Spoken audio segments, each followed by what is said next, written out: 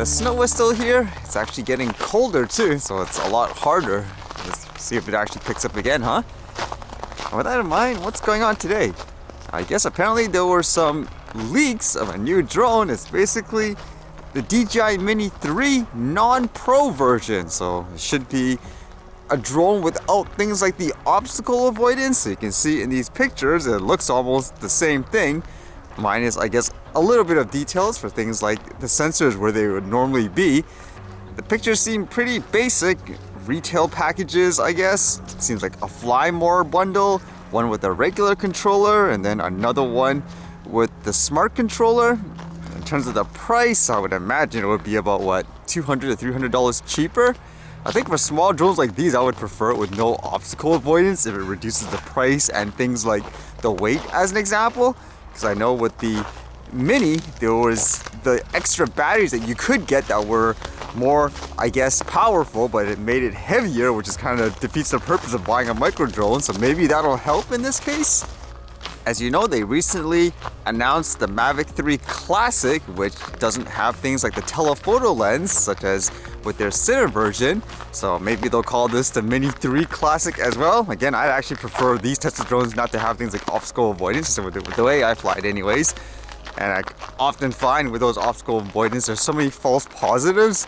For example, flying up in the air and then there's sunlight and it detects that as an obstacle. But either way, more choice for people the better, I suppose, especially with cheaper options for people who want to get into it or just want to take some quick photos and videos. And this story was kind of interesting. It dealt with that Russian man that was flying around Norway illegally per se, and with all that tension with Russia, I guess you can imagine more people would be up in arms. But apparently there's kind of a twist to this where they're trying to fight the charges, and they have some interesting points. This one says, son of sanctioned Audrey Yakunin goes on trial in Norway for illegally flying drones. Andriy Yakunin, the son of former head of Russian railways, who is sanctioned as a Kremlin insider, went on trial in Norway on November 29th, accused of illegally flying drones in Norway. He faces a possible jail sentence. Speaking via lawyers from his detention center in Norway, Yakunin exclusively told BNE and Telenews that he was simply on holiday touring Norway in his UK registered yacht Firebird. He has been to Norway on holiday every year since 2016, which he shares together with photos, videos, and comments online in an annual blog.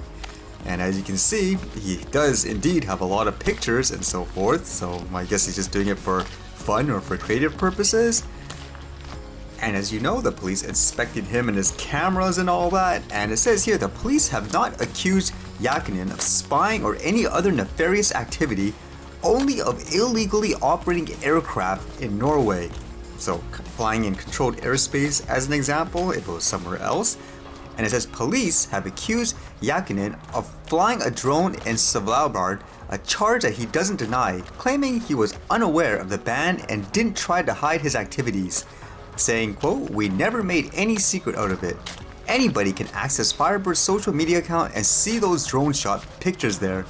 However, when the police boarded and asked about what photo and video equipment we had, we also had absolutely no reason not to share what we had drones on board. It so happens that one of the guys in the force was a very well qualified, and it took us under 5 minutes to access system logs and check the details of all the flights, which we did with the drones." So it's kind of good that you had an authority figure that understood this stuff. And with that, there's the other interesting thing here where people are saying it's overboard, accusing them of basically, I guess, persecuting him because he's Russian, just based on everything that's happening. But they also mentioned the fact that some people think it's crazy that they consider a drone as like a huge manned aircraft, for example. It says others have questioned the inclusion of drones in the definition of, quote, aircraft, which in Norwegian law is defined by the Aviation Act, which does not cover drones. Bergens Tidende, a Norwegian newspaper, said in a recent opinion piece, "There is no legal basis for every Russian to be apprehended and detained simply because they fly a drone in Norway. It is a different issue that is forbidden, both for Russians and others, to use drones in ways that violate or threaten Norway's independence, security, or other national interests." So it is kind of interesting where they specifically say that in these types of situations, like, why are you considering everything like a huge manned aircraft, for example? would this be, I guess, a good example of how it's overboard in many ways. But as they say, the trial is going on, so we'll have to wait and see what happens, but it's just really fascinating to think about.